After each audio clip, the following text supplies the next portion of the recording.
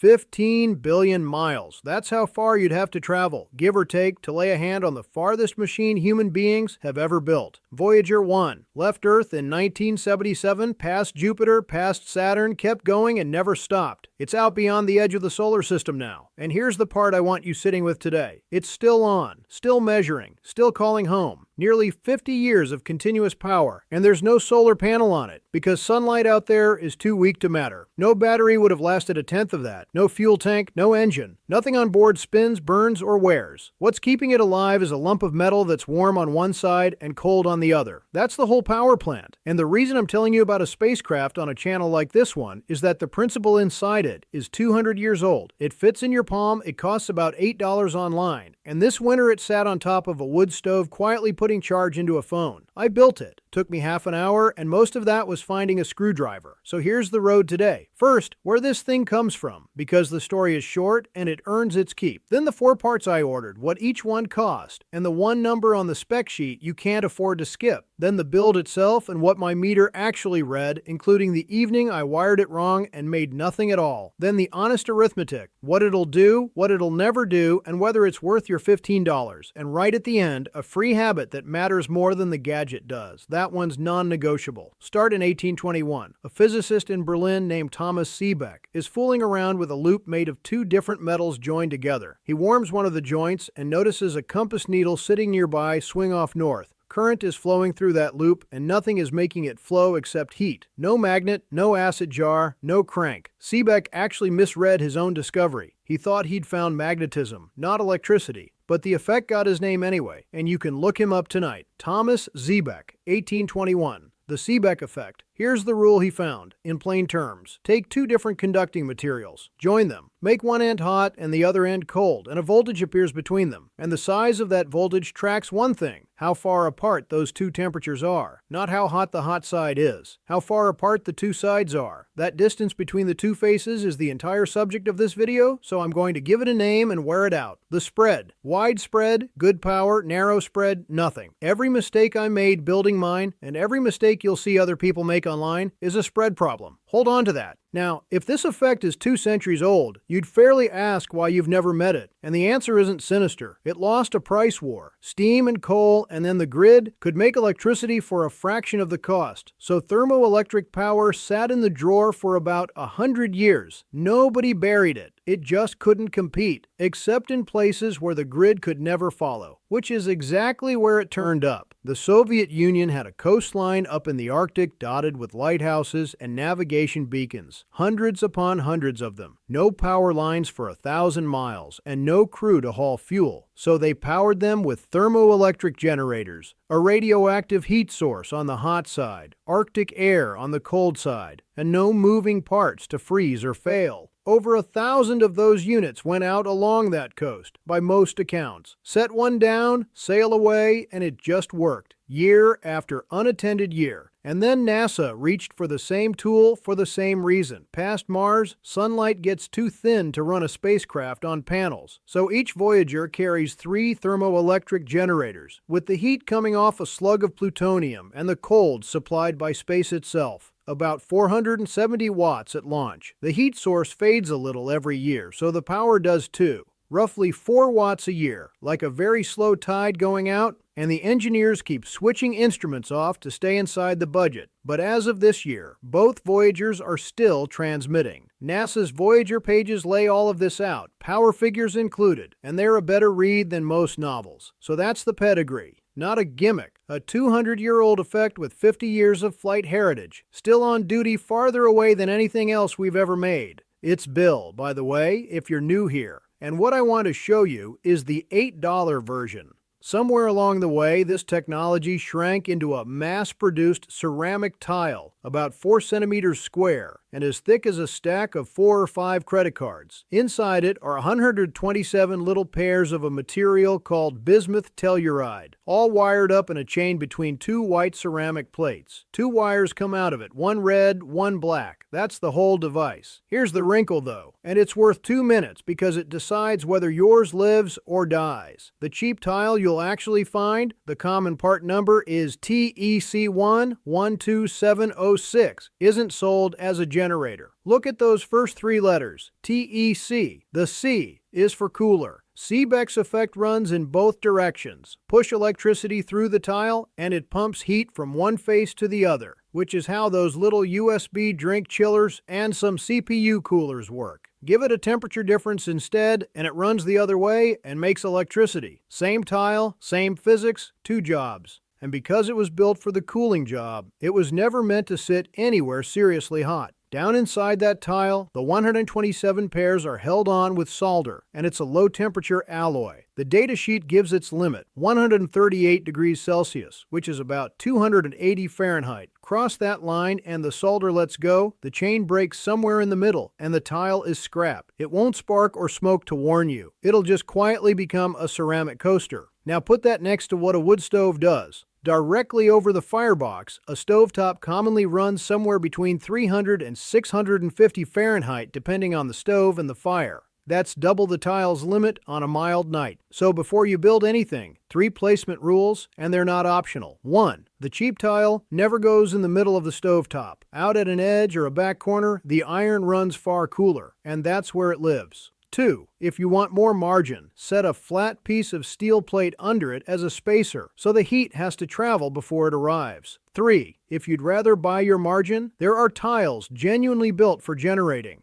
The listings say TEG instead of TEC. They cost $30 to $40, and they advertise a temperature rating because surviving heat is their selling point. For a first build, the cheap tile at the corner is fine. Mine's the cheap one. And while we're on heat, that stove will burn you long before it hurts the tile. You'll be placing and adjusting things on live iron, so use gloves or pliers. Keep every wire's insulation up off the bare metal and run your leads off the back of the stove where nothing droops onto a hot surface. The phone and any battery bank stay well back too. Several feet of cable is cheap, and lithium batteries have no business warming themselves next to a firebox. Right, the shopping list, all of it. The tile, $8. The booster, $5. It's a little circuit board, smaller than a book of stamps, with a USB socket on one end. I'll explain its job in a minute. A tube of ordinary computer thermal paste, a couple of dollars, enough for years of rebuilds, and a finned aluminum heatsink, which you can buy, but shouldn't. Every dead desktop computer ever thrown away has a good one bolted inside, and a repair shop will usually hand you one for nothing. Ask for one bigger than the tile on every side. Bigger matters, and you'll see why right now. Because here's the lesson. The whole build turns on, and I'd rather show you my meter readings than lecture you. First evening, I did the lazy version on purpose. Bare tile, back corner of the stove, nothing on top of it, meter on the wires, fire going. For the first minute or two, it looked wonderful. The needle climbed toward a volt, and I felt clever. Then, over the next 10 minutes, it sagged, and kept sagging, until it was reading almost nothing. Tile wasn't damaged. Nothing was wrong at all, in fact. The top face had simply caught up with the bottom face. Both sides hot, spread gone, power gone. The stove was roaring the whole time. The stove was never the problem. Second evening, same corner, same size of fire. But this time, a thin smear of paste on the tile's bottom face, tile pressed onto the iron, paste on the top face, heat sink pressed onto that, and a steel strap with 2 bolts clamping the whole sandwich down, snug. Now the bottom face rides with the stove, but the top face is bolted to a block of aluminum, whose entire purpose in life is to throw heat into the room and stay cool doing it. The spread holds instead of collapsing. That evening, the meter sat near 3 volts open, around 2 under load, all night. Same stove, same wood, 20 times the output. And the only difference was that I finally did some work for the cold face. That's the whole secret of thermoelectric power, and it's the part every failed build skips. You don't feed the hot side, you defend the cold side. So, the heat sink rules, 3 of them.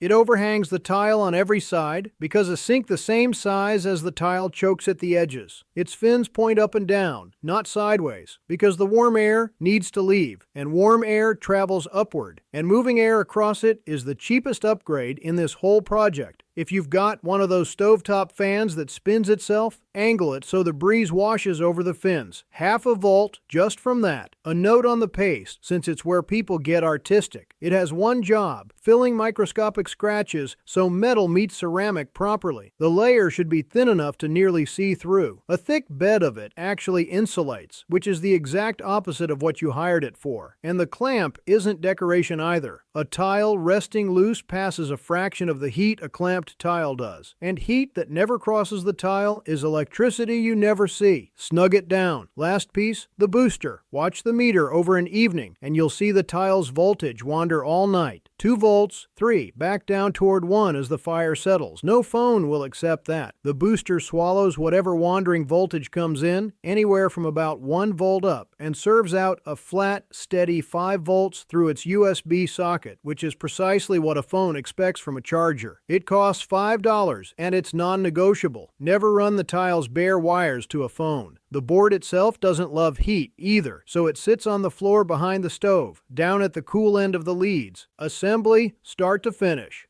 Paste, tile on the corner, paste, sink, clamp, leads off the back, booster on the floor, cable to the phone. Genuinely about 10 minutes once the parts are in your hand. First proper night, here's what mine did, so yours doesn't worry you. For the first 20 minutes or so, nothing. The whole stack is warming together and the spread hasn't opened yet. That's not a fault, that's physics clearing its throat. Then the charging icon came on and stayed on. Output settled around 1.5 watts, maybe 2 watts in a good hour with the fan blowing. And I'll give those 2 watts to you straight, because this is where I'd want somebody to be straight with me. Your wall charger pushes 5 to 20 watts. This makes 2. It charged my phone the way a dripping tap fills a bucket. An evening and a night bought me somewhere around half a charge, a bit more when the fire ran late. It will never run a refrigerator, a kettle, a pump, a space heater, or anything else with a motor or a heating element in it. Anybody who tells you a postage stamp on a stove took their house off the grid is selling something, and you can walk away without waiting for the pitch. Here's the other honest number, and I did the sum so you don't have to. The Energy Information Administration puts average American household electricity around 16 cents a kilowatt hour. 2 watts running all evening and half the night makes about 16 watt hours. That's 1/4 cent of grid electricity per night. Run a fire every night from October to March, and this device will generate somewhere near 30 cents worth of power. So if you're buying it to save money, don't buy it. That's not what it's for. What you're buying is electricity that exists when the wires down the road don't.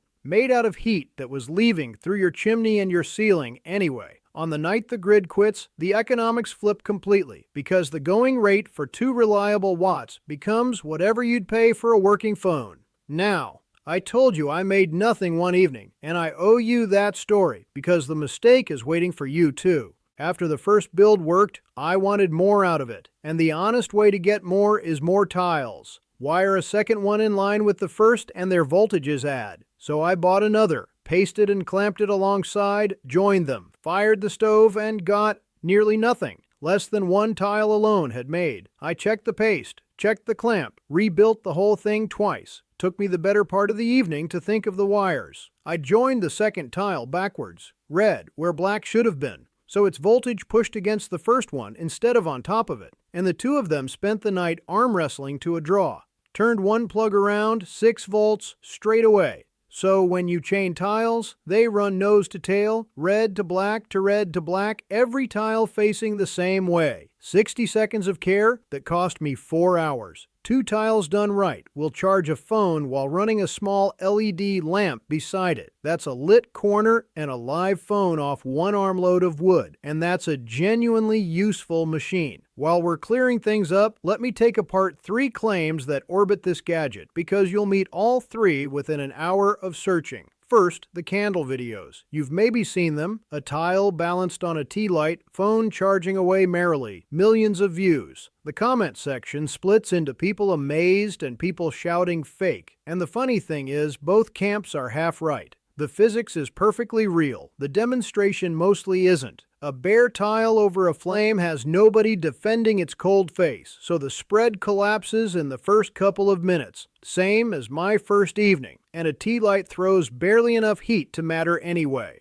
Watch where the camera cuts. My test for any build video is simple now, and I'll hand it to you. If they never show you what's on the cold side, they haven't shown you a generator. Second, the scale-up dream. If one tile makes 2 watts, why not 50 tiles? And goodbye power company. The wall you hit is efficiency. These tiles turn roughly 5% of the heat crossing them into electricity. And that's not a defect of the cheap ones. It's roughly where the material tops out. People do build serious versions. 8 or 10 proper TEG tiles ganged on a stove flue, a charge controller, a battery bank, a couple $100 all in, and what that rig honestly delivers is cabin scale power. LED lighting, phones, a radio, a battery topping up all day. That's real, and it's respectable. It is not a household. The arithmetic tells you the ceiling before you spend $1, so do the arithmetic first. Third, the idea that hotter is automatically better. It's wrong twice. Past 280 Fahrenheit, it's wrong because the cheap tile dies, quietly and permanently. And even below that line, it's wrong more often than not, because if the cold side is already saturated, extra fire just lifts both faces together, and the spread you gain is nothing. When output disappoints, near enough, everybody feeds the fire. The better dollar is nearly always spent on the cold face. A bigger sink, a breeze, a rebuild with thinner paste. Widen the spread from the end you can actually control. The stove build is the front door to this, but the same sandwich works anywhere. Heat and cool sit close together. So let me sketch the field for you honestly. On a camp stove or beside a fire outdoors, a tile and booster small enough for a coat pocket will sip charge into a phone off the same flame that's cooking dinner. Handy where tree cover makes solar a joke. On a van or a boat, a tile against the engine's exhaust side quietly tops up the battery bank whenever you're underway. It won't replace an alternator and isn't trying to. A propane-heated hunting shack can keep radios and headlamps fed all season off heat it was making regardless. And the strangest one that actually works, a big compost pile in full rot runs 130 to 160 Fahrenheit at its core, with cool air on the outside. A real spread, made by bacteria. Power's tiny, but people run soil sensors and garden timers off it. Electricity from a pile of rotting leaves, 200 years old, and it can still surprise you. One boundary line before we finish, and I want it said plainly. Everything in this video lives in the world of small batteries. A few volts of direct current phone charger territory. None of it goes anywhere near your house wiring, your breaker panel, an inverter, or anything that plugs into a wall socket. That's a different world with different rules, real danger in it, and licensed people who handle it. This gadget doesn't visit that world, and neither do you on my say-so. Now, before you build the stove version, before you spend even the $15, I want you to prove the physics to yourself for the price of the tile alone, because it's the best $8 of science education going. Order the tile, borrow or buy any cheap multimeter.